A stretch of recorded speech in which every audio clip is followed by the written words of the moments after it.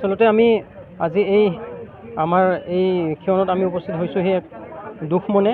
আচলতে আমাৰ দাবী এটাই, আমি কোনোপধ্যে আমি SNA স্পৰ্টছ পৰ্টেলৰ পৰা আমি দৰমহা গ্ৰহণ নকৰোঁ আৰু আমি আমাৰ জিলা স্থানীয় যি কোষাগাৰ আছে এই কোষাগাৰৰ পৰাই আমি দৰমহা আমাক দিব লাগিব। আমাৰ এটাই দাবী, এইটো আমাৰ ন্যায্য দাবী।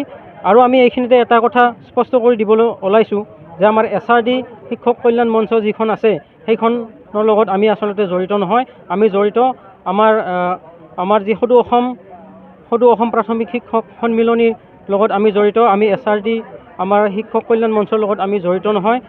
আৰু আমি এইখিনিতে আমি ক'ব বিচাৰিছোঁ যে আমাৰ যি শিক্ষকসকল, প্ৰতাৰিত শিক্ষক আৰু ভুক্তভোগী শিক্ষকসকল আচলতে আজি এই কাৰ্যসূচীত আচলতে অংশগ্ৰহণ কৰিছে এক ক্ষোভ লৈ। আমাৰ এই সফল যদি কাৰ্যসূচী নহয় তেনেহ'লে আমি আমাৰ গুৱাহাটীলৈ আৰু আমাৰ ন্যায়ালয়ৰ ওচৰলৈ কাষ চাপিবলৈ আমি বাধ্য হ'ম। ধন্যবাদ। হয়, আচলতে মাননীয় শিক্ষামন্ত্ৰীয়ে নিজে জানি গৈছে নে নেজানি গৈছে নাজানো। আমি আচলতে দৰমহাৰ কাৰণে আমি আজি ইয়াতে একত্ৰিত হ'ব লগা হোৱা নাই। আমাক যি এই 22 মাহে দৰমহা দিছে, আমি সম্পূৰ্ণ ৰাজ্য চৰকাৰৰ নিয়মীয়া কৰ্মচাৰী আৰু আমাক আগৰ দৰেই আমাৰ স্থানীয় কোষাগাৰৰ জৰিয়তে বেতন দিয়াৰ ব্যৱস্থা কৰক।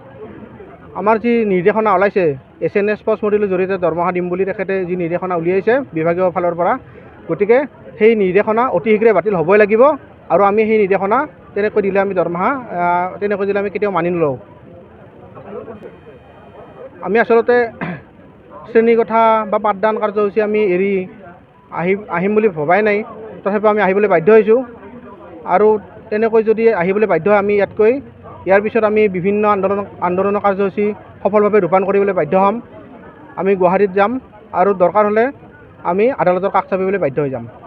আজি আমি গোটেই অসমৰ প্ৰতিখন জিলাতে আমি প্ৰাথমিক শিক্ষা সন্মিলনীৰ তৰফৰ পৰা 1 ঘণ্টা জুৰীয়া আমি ধৰ্ণা কাৰ্যসূচী আৰু ধৰ্মঘট কাৰ্যসূচী পালন কৰিলোঁ।